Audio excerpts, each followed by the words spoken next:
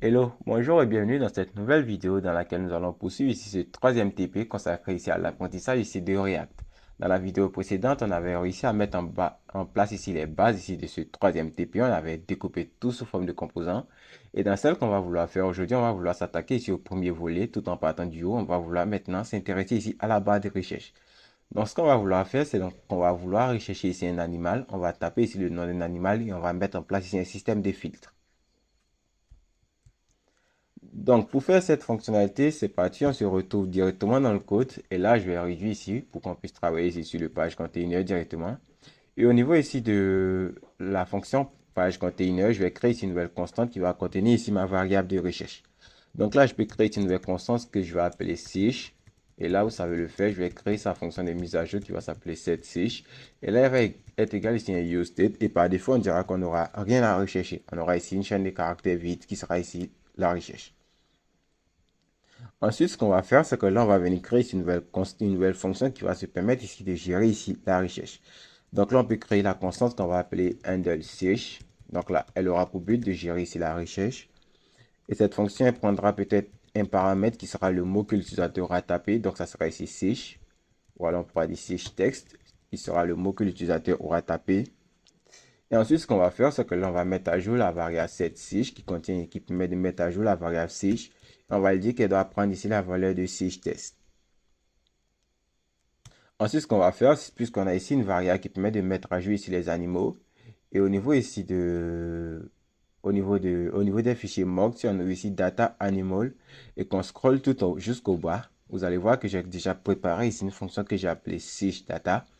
Et cette fonction prend en paramètre ici le nom ici de l'animal. Donc, on pourra utiliser ici cette fonction qui permettra de faire ici la recherche ici d'un animal. Donc, on va retourner là. Et au niveau ici de cette fiche, ce qu'on va faire, c'est que là, on va venir mettre à jour ici les animaux. Donc, on va faire ici un set animal. On va dire que le nouveau tableau ici des animaux, ou alors la nouvelle liste des animaux, ça sera égal ici à cette fonction, cette fiche data qu'on va appeler directement depuis data animal. Donc, on peut mettre ici fiche data. Donc, il va faire ici l'import. Voilà pourquoi est-ce qu'il se met ici juste après ici le all data. Ensuite, après ici le siège data, on doit mettre ici une parenthèse et on doit mettre ici le paramètre qui va être utilisé ici pour faire la recherche. Autrement dit, le filtre.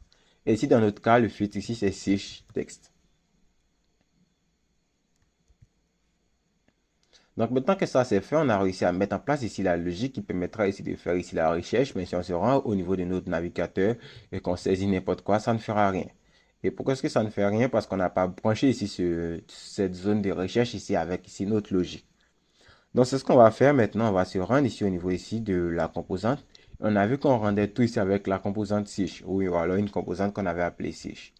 Donc, au niveau ici de cette composante sich, ce qu'on va faire, c'est qu'on va lui passer ici cette variable ou cette fonction ici comme étant un paramètre. Donc là, on pourra lui passer ici différents paramètres. Au niveau ici de sich, on va lui passer ici la valeur saisie. Donc, on va l'appeler ici search. Et là, ça serait égal ici à sich. Donc là, ça sera la valeur saisie qui sera passée ici en paramètre.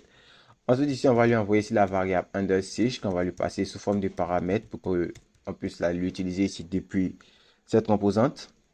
Et ça sera suffisant. Donc là, la composante search, elle attendra de recevoir ici deux paramètres. Le premier, ça sera ici le mot qui aura été recherché. Et le second paramètre, ça sera ici la fonction qui permettra de faire ici la recherche. Donc là, on va rechercher ici la composante search. Et ici, au niveau de la composante search, on va dire qu'on attend ici de recevoir deux paramètres. Le premier, c'est search. Et le second ici, c'est handle search. Très bien. À présent qu'on a déjà récupéré ici les deux paramètres sur la composante search, ce qu'on va faire, c'est qu'on va vouloir lier ici ces paramètres ici à ce champ input. Donc pour cet input, ce qu'on va faire, on va lui dire qu'il aura ici une value et cette value, elle sera égale ici à search. Ce qui veut dire que pour le moment, on ne pourra rien taper ici dans l'input puisque là, on a figé ici sa valeur à search. Donc initialement, la valeur de search est vide. Donc voilà pourquoi est-ce que cet input est initialement ici vide et qu'on ne peut rien saisir à l'intérieur. Donc vous aurez beau vous acharner sur votre clavier, vous ne pourrez rien écrire dans ce champ de recherche. Donc là, c'est bon.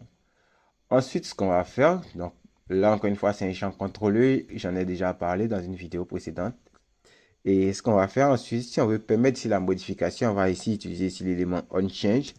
Donc on mettra ici un onChange.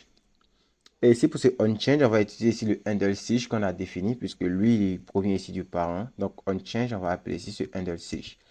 Et une fois qu'on aura saisi ici des données, vous allez voir que maintenant, on aura la possibilité de saisir des données.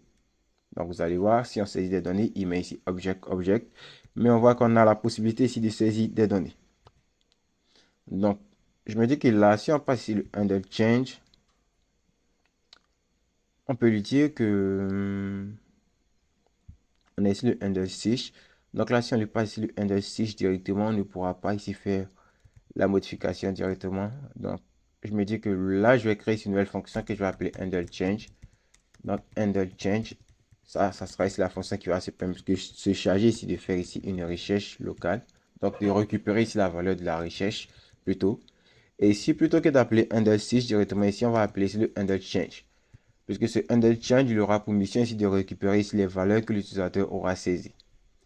Ensuite, une fois qu'on récupère ici ces valeurs que l'utilisateur a saisies, on pourra maintenant les passer ici à la fonction handle siege.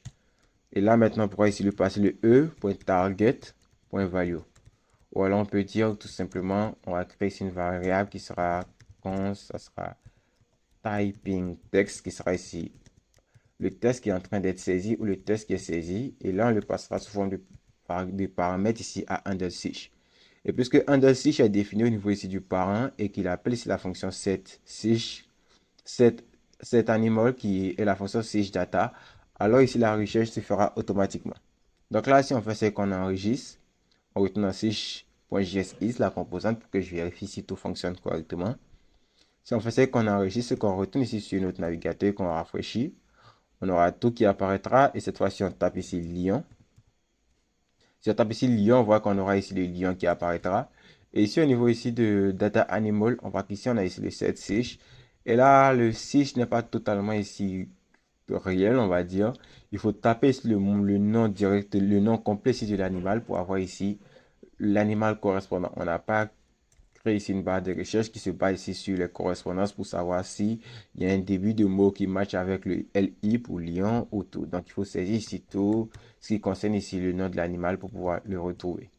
Donc là, par exemple, si c'était girafe, on aurait été obligé de taper ici totalement girafe pour avoir ici l'animal en question. Mais puisque là, on ne parle pas ici de réactivité pour le moment dans ce tutoriel, voilà pourquoi est-ce que je l'ai fait ainsi. Donc, on pratiquera ici cette base. On aura ici la possibilité ici de chercher ici un animal. Mais si pour le moment, la barre de recherche n'est pas totalement réactive, elle fonctionne puisque lorsqu'on tape ici le nom de l'animal en intégralité, il apparaît.